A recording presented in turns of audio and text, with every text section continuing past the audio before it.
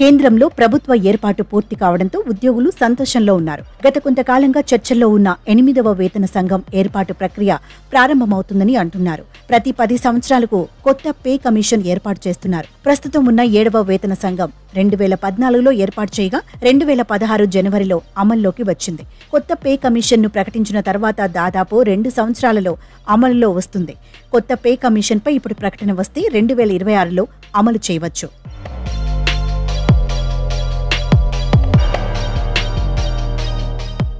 కేంద్ర ప్రభుత్వ ఉద్యోగులు, పెన్షనర్లు కొత్త పే కమిషన్ ప్రకటన కోసం ఆసక్తిగా ఎదురుచూస్తున్నారు. ప్రభుత్వ ఉద్యోగుల జీతాల పెంపునకు సంబంధించి కమిషన్ ప్రభుత్వానికి సిఫార్సులు సమర్పించనుంది.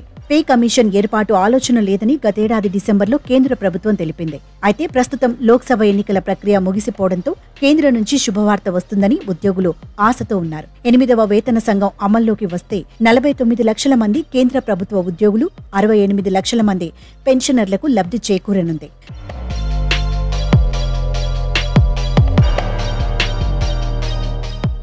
ఫిట్మెంట్ ఫ్యాక్టర్లో పెరుగుదలతో పాటు ఉద్యోగుల జీతంలో కూడా పెంపుదల ఉండనుంది. ఉదాహరణకు ప్రభుత్వ ఉద్యోగుల బేసిక్ శాలరీ 18,000 అనుకుంటే ఫిట్మెంట్ ఫ్యాక్టర్ పెంపుతో వారి బేసిక్ జీతం 8,000 పెరిగి మొత్తం 26,000కు చేరుతుంది. 7వ వేతన సంఘంలో 2.57 రెట్ల ఫిట్మెంట్ ఫ్యాక్టర్ ప్రవేశపెట్టడంతో ఉద్యోగుల జీతం దాదాపు 14.29% పెరిగింది. దీంతో పాటు బేసిక్ శాలరీని కూడా 18,000కు పెంచారు.